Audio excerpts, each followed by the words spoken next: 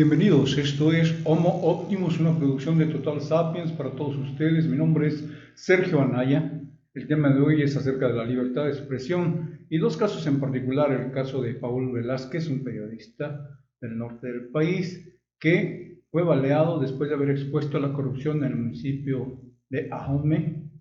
cuya cabecera municipal es Los Mochis, y que sobrevivió al ataque para presentarse después en la conferencia de prensa llamada Las Mañaneras del presidente Andrés Manuel López Obrador para exponer su caso. Y en segundo término también hablaremos sobre el caso de Sergio Aguayo, el periodista que fue demandado por el exgobernador de Coahuila, el señor Humberto Moreira, y que según determinación de un ministro, no de la Corte en su conjunto, no de toda la Corte, no de todos los jueces, sino de un ministro, a pagar una indemnización de 10 millones de pesos, situación que estará todavía por aclararse ante la justicia. Pero el fondo del asunto de todos ellos es la cuestión de la libertad de expresión y los ataques a los que está sometido durante lo que ahora es la Cuarta Transformación, aunque algunos casos como el de Aguayo son heredados de las administraciones anteriores y otros, como el caso del periodista, pues ya es en esta administración incluso por un presidente municipal que aunque es de origen priista, como muchos morenistas, pero fue auspiciado por Morena, por la coalición Juntos Haremos Historia, para alcanzar esa presidencia municipal. Bien, empecemos con el caso de Paul Velázquez. En primer lugar, el reportero expuso la corrupción en su municipio, este periodista de nombre Paul Velázquez Benítez, y lo hizo en frente de todos a nivel nacional en una de las conferencias mañaneras del presidente hace algunos meses, y posteriormente, al regresar a su municipio, al municipio de Ahome, pues fue baleado al salir de un centro comercial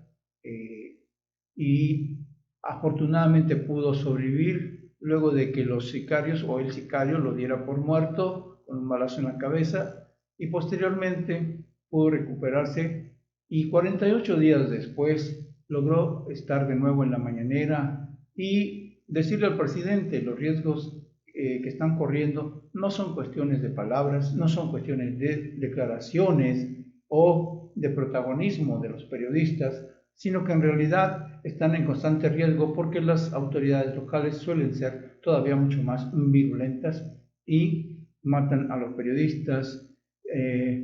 que los denuncian por sus corruptelas. En el caso particular de este presidente municipal de nombre Manuel Guillermo Chapman Moreno, del municipio de Ahome, cuya cabecera municipal es Los Mochis, es decir, nosotros lo conocemos por Los Mochis, pero Los Mochis es solo la cabecera municipal, el municipio en su conjunto es Ahome, en el estado de Sinaloa.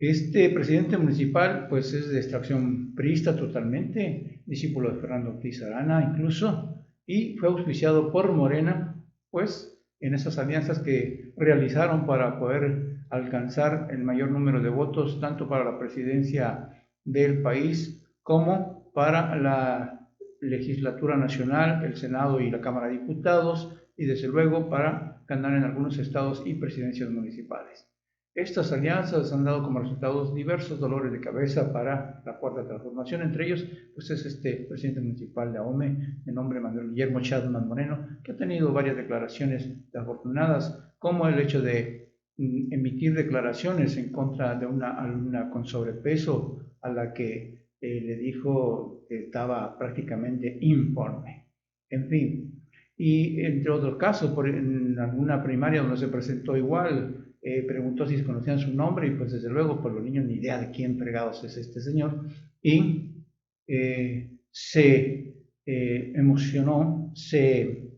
puso un poco incómodo el presidente y les alzó la voz y les dijo que tenían que obedecerlo porque él era la autoridad política.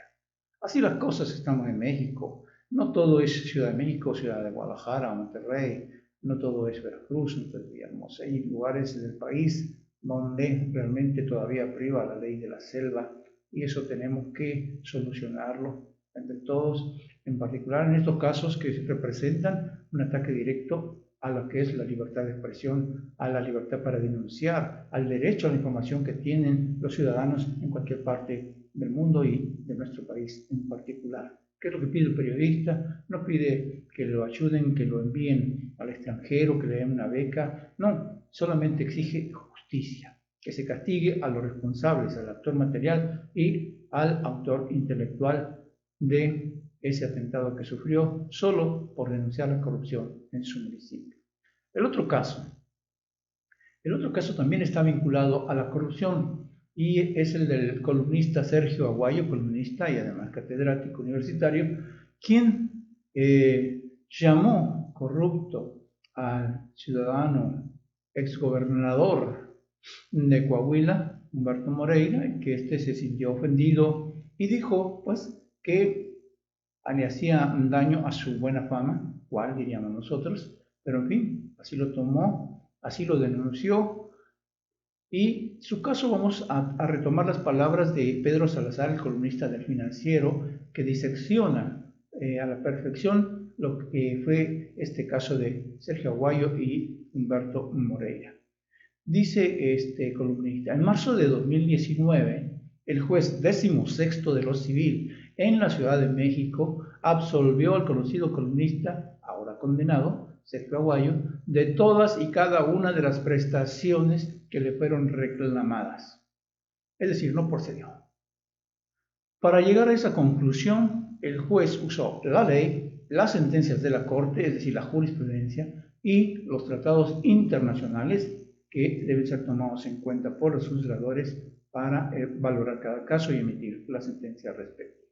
Bien, pues esta sentencia fue la que conoció y desestimó el magistrado de la Suprema Corte cuando condenó al conocido columnista por daño moral y le ordenó pagar 10 millones de pesos al político, que no le vamos a poner ningún calificativo, y le ordenó pagarle esos 10 millones sin que tuviera ninguna opción para reclamar. Y según él, para decidir lo que decidió, usó la ley, usó las sentencias de la Corte Suprema y los también llamados acuerdos internacionales. Sin embargo, lo decidió a pesar de que ya había un antecedente del juez. Es decir, el magistrado tuvo que ignorar la ley, las interpretaciones de la Corte y los tratados internacionales, según lo había hecho el primer juez que conoció el caso. Y sí, eso fue lo que hizo. Más adelante, el columnista Pedro Salazar nos dice que el primer juez pudo concatenar la libertad de expresión con su protección especial, que también está en las leyes y que el magistrado no tomó en cuenta. Asir y atar ese derecho, el de la libertad de expresión, con los principios del Estado democrático, entretejer todo lo anterior con la relevancia y cuidado que ordena la legislación internacional y nacional para la labor periodística, y advertir la exposición pública especial a la que deben someterse los políticos y otros actores públicos relevantes. Es decir, son casos muy específicos los de los políticos y también los de los periodistas, por el hecho de la libertad de expresión y el derecho a la información que tenemos todos los mexicanos.